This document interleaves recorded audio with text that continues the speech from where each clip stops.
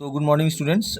आज के क्लास में हम कुछ और टॉपिक पढ़ेंगे। ठीक है, तो देखो ये जो टॉपिक है हमारा ये डाइपोल से रिलेटेड है। ठीक है, मैंने आपको पहले बताया था कि डाइपोल का मतलब होता है कोई भी दो चार्ज को, जैसे कि माइनस चार्ज और प्लस चार्ज को, जब हम एक फाइनाइट डिस्टेंस पे सेपरेट करते हैं, ठीक है, तो उसको हम बोलते हैं डाइपोल। डाई मतलब होता है दो और पोल का मतलब होता है पॉइंट्स। ठीक है, तो यहाँ पे आप एक बार इसको देख लीजिए, डाइपोल का मतलब क्या होता है। डाइपोल का मतलब होता है, डाई का मतलब होता है टू और पोल का मतलब होता है पॉइंट। मतलब आप कोई भी दो पॉइंट चार्ज को एक फाइनाइट डिस्टेंस से सेपरेट कीजिएगा तो उसको हम डाइपोल बोलते हैं। ठीक है, तो जैसे कि आपको दिख रहा है कि ये दोनों एक फाइनाइट डिस्टेंस से सेपरेटेड है। ओके, हमको करना क्या है, देखो कोई भी चार्ज होता है तो उसके आसपास वो एक इलेक्ट्रिक फील्ड क्रिएट करता है ना। तो इस दोनों चार्ज से इस पॉइंट पी पे कितना इलेक्ट्रिक फील्ड फॉर्म होगा, हमको यहाँ वही कैलकुलेट करना है और हम उसी को करेंगे। ठीक है, चलो तो देखते हैं।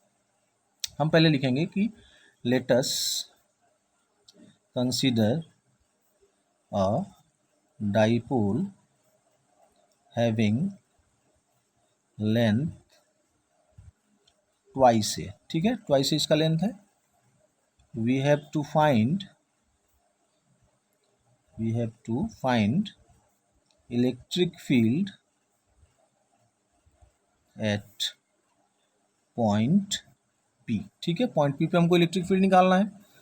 ठीक है, तो देखो इलेक्ट्रिक फील्ड का जो जनरल फार्मूला होता है, मैं पहले वो सिर्फ समझने के लिए लिख देता हूँ। इलेक्ट्रिक फील्ड का जनरल फार्मूला होता है k Q by R square, that is your distance square. ये हमारा जनरल फार्मूला होता है। ठीक है, लेकिन इस केस में हमारे पास दो चार्ज है तो हम इसको इंडिविजुअली देखेंगे। ठीक है, तो हम लिखेंगे, मान लेते हैं ये पॉइंट ए है, ये पॉइंट बी है, तो हम लिखेंगे कि इलेक्ट्रिक फील्ड एट पॉइंट ए क्या होगा भाई। ये पॉइंट ए पे माइनस चार्ज है तो के माइनस क्यू, और इसका डिस्टेंस यहाँ से पॉइंट पी तक हमको लेना होगा। ठीक है, ये पूरा ट्वाइस है तो ये आधा इसका ए हो जाएगा यहाँ से यहाँ तक, है ना, और ये हमारा ए हो जाएगा। ठीक है, तो ये हो जाएगा आपका ए प्लस एक्स होल स्क्वायर। ठीक है, यहाँ तक ए हो गया और यहाँ से यहाँ तक एक्स हो गया। ठीक है, similarly electric field at point B, इसको आपको लिखना होगा के क्यू, और ये हो जाएगा आपका एक्स माइनस ए होल स्क्वायर। क्योंकि आप देखो ए प्लस एक्स माइनस, सॉरी इसको हम यहाँ तक कंसीडर कर लेते हैं। ठीक है, ये यहाँ तक नहीं होगा, ये पूरा यहाँ तक, तो ये पूरा एक्स हो गया, यहाँ से हम इस ए को माइनस कर लेंगे तो ये हो जाएगा एक्स माइनस ए होल स्क्वायर। ठीक है, ये थोड़ा सा आप मॉडिफाई कर लीजिए इसको, ये यहाँ तक डिस्टेंस है। ठीक है, ओके, तो देखो आप, हम लोगों ने electric field at point A निकाल लिया, electric field at point B निकाल लिया, है ना। अब हम क्या करेंगे, हम दोनों को ऐड कर देंगे, लिखेंगे therefore total electric field E T equal to E of A plus E of B. इसको ऐड कर देंगे तो क्या मिलेगा, हमको मिलेगा minus K Q by x plus A whole square plus K Q divided by x minus A whole square. ठीक है, ये हमको मिलेगा। क्या करेंगे इसको, आप देखो के क्यू को हम कॉमन ले लेंगे तो हमारे पास क्या बचेगा, बचेगा one by x minus A whole square minus one by x plus A whole square. ठीक है, फिर इसको हम एलसीएम, कैलकुलेशन थोड़ा सा लेंदी है, आप इसको थोड़ा ध्यान से देखिए क्योंकि स्क्वायर से नीचे दोनों को एलसीएम लेंगे, प्रोडक्ट में आ जाएगा एक्स माइनस ए स्क्वायर, ये हो जाएगा एक्स प्लस ए होल स्क्वायर, ऊपर होगा एक्स प्लस ए होल स्क्वायर, माइनस होगा x minus A whole square. Calculation please आप खुद से कीजिए आप लोग। ठीक है, मैं इसको यहाँ सॉल्व कर लेता हूँ, के क्यू और ये A plus B whole square, A minus B whole square, ये हो जाएगा X square plus A square plus twice of A X, minus यहाँ पे इसको ब्रेक करेंगे X square plus A square minus twice of A X. Okay, नीचे क्या हो जाएगा, दोनों प्रोडक्ट में है तो A plus B A minus B, X square minus A square, दोनों का स्क्वायर हो जाएगा, है ना। अब आप देखो ब्रेकेट जब खोलोगे तो ये कैंसिल होगा, है ना, माइनस आके इसको माइनस बना लेगा तो हमारे पास बचेगा के क्यू और ब्रैकेट में फोर एक्स हो जाएगा ये, है ना, और नीचे हो जाएगा हमारा x square minus A square का होल स्क्वायर। ठीक है, अब इसको थोड़ा ब्रेक करेंगे, देखो कैसे, के को एक साथ रखेंगे और क्यू इंटू टू ए को एक साथ रखेंगे और ट्वाइस ऑफ एक्स को एक साथ रखेंगे। ध्यान से देखो, ये फोर एक्स को मैंने ऐसे ब्रेक कर लिया, नीचे हो जाएगा X square minus A square का होल स्क्वायर। लेकिन क्यू इंटू टू ए को हम क्या बोलते हैं, क्यू इंटू टू ए होता है हमारा डाइपोल मोमेंट, है ना। डाइपोल मोमेंट के लिए हम पी का यूज़ करते हैं, तो ये हो जाएगा के पी और ये हो जाएगा ट्वाइस ऑफ एक्स। ये क्यू इंटू टू ए के लिए मैंने पी लिखा हुआ है और ये हो जाएगा X square minus A square का होल स्क्वायर। फिर आप इसको थोड़ा सा और डिटरमाइन कर दो, पी ट्वाइस ऑफ पी के x by x square minus A square का होल स्क्वायर। तो ये हो गया हमारा electric field at point P, ये हमारा टोटल इलेक्ट्रिक फील्ड हो गया। ठीक है, तो ये हो गया हमारा electric field at N axial line. Axial line का मतलब जो लाइन या तो डाइपोल के साथ 0 डिग्री पे इंक्लाइंड है या तो वो 180 डिग्री पे इंक्लाइंड है। आपको दिख रहा होगा, ये इसके साथ साथ ही है, ये डायग्राम में आप देखो, ये जैसे कि आपको दिख रहा है, इस पॉइंट पे निकालना है हमको। तो ये हो गया हमारा electric field at N axial line. अब हम देखेंगे कि हम इक्वेटोरियल लाइन पे कैसे कैलकुलेट करेंगे, तो वो भी काफ़ी इंपॉर्टेंट है, आप इसको ध्यान से देखिए। तो नेक्स्ट हमारा जो टॉपिक है नंबर 2, ठीक है, इसमें आप देखो क्या करना है हमको। तो ये है electric field at an equatorial line, ठीक है, इक्वेटोरियल लाइन ऑफ डाइपोल, ठीक है। तो क्या करेंगे भाई, हम इसमें भी हमको एक डाइपोल लेना होगा। ले लेते हैं एक डाइपोल, ये मान लेते हैं -q है, ये मान लेते हैं +q है, ठीक है। इस पॉइंट को आप A कंसीडर कीजिए, इसको B कंसीडर कीजिए।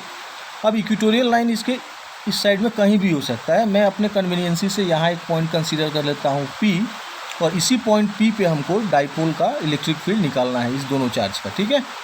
ज्वाइन कीजिए इसको आप, इसको भी आप ज्वाइन कीजिए, है ना। जैसा कि आपको पता है -q के लिए फील्ड लाइंस अंदर के साइड में होता है और +q के लिए फील्ड लाइंस बाहर के साइड में होता है। इसको आप आगे एक्सटेंड करोगे तो इधर जाएगा, इसको आगे एक्सटेंड करोगे तो ये ऐसे कुछ रहेगा, तो इसका रिजल्टेंट यहाँ एक मिलेगा। ध्यान से देखो, इस दोनों का इलेक्ट्रिक फील्ड हमको यहाँ पे इसका इक्विवेलेंट इलेक्ट्रिक फील्ड मिलेगा। ये होगा EB के लिए, ये होगा आपका EA के लिए, है ना। तो इस पॉइंट पे मान लेते हैं कि ये एंगल थीटा है, तो ये भी एंगल थीटा होगा, क्योंकि ये लाइन और ये लाइन आपस में पैरेलल है ना। कंस्ट्रक्शन में आप यहाँ से एक लाइन ड्रॉ कर लो, ये पॉइंट मान लो O है ना। ये डाइपोल का लेंथ को आप कंसीडर करो कि ये है ट्वाइस ऑफ A, तो ये हो जाएगा A और ये भी हो जाएगा A, ठीक है। और आप कंसीडर करो कि ये डिस्टेंस x है, ये पॉइंट P से O तक, और ये डिस्टेंस को आप R कंसीडर कर लो, ठीक है। अब देखो आप electric field at point P, ठीक है, टोटल इलेक्ट्रिक फील्ड जो होगा वो इसका और इसका सम होगा, तो आप लिखोगे इसको EA + EB। ध्यान से देखो, पहले भी हम लोगों ने ऐसे ही लिखा था, है ना, लेकिन उस टाइम पे हमारा एंगल 0 था, जैसे कि मैंने अभी बताया था थोड़ी देर पहले कि एंगल 0 या 180 हो सकता है।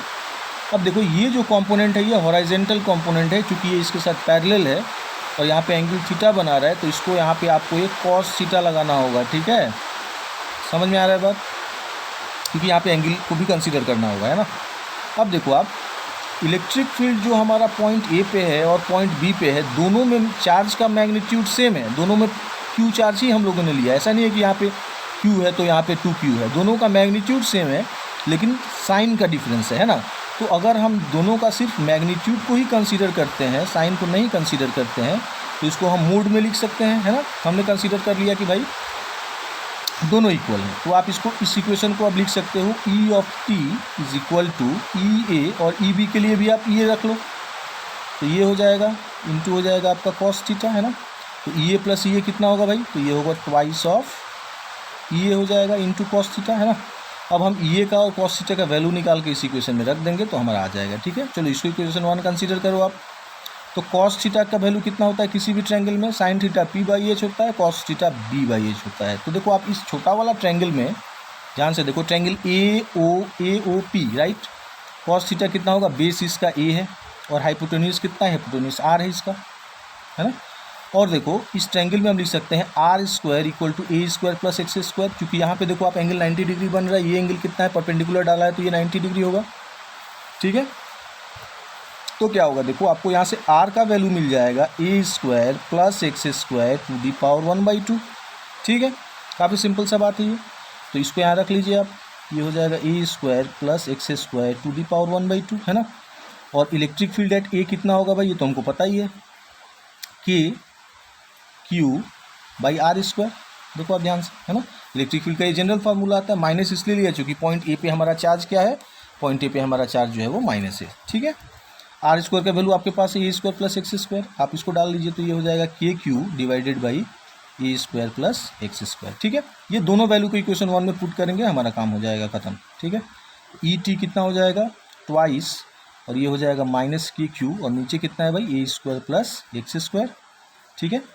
इसको बड़ा ब्रैकेट में रख लो आप।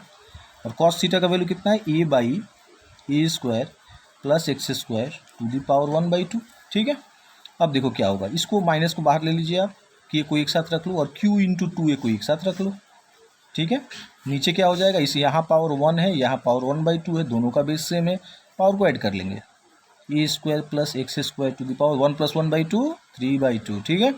अब q इंटू 2a के लिए हम लोगों ने क्या रखा है, q इंटू 2a ये होता है हमारा p को क्या बोलते हैं, डाइपोल मोमेंट बोलते हैं, क्या बोलते हैं इसको हम लोग, डाइपोल मोमेंट, राइट।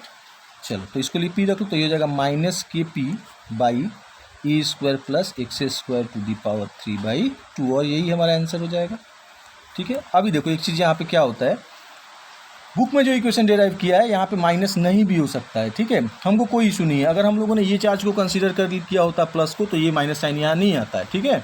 तो आप इसको ऐसे भी लिख सकते हो, है ना, या आप चाहो तो यहाँ से माइनस को हटा के इसको ऐसे भी लिख सकते हो, क्योंकि ये प्लस माइनस किसी में आ सकता है, तो आप इसको बेटर है ऐसे लिख लो, +-kp, राइट, क्योंकि दूसरे चार्ज को लोगे तो प्लस आएगा, ये हो जाएगा a² plus x² to the power 3/2।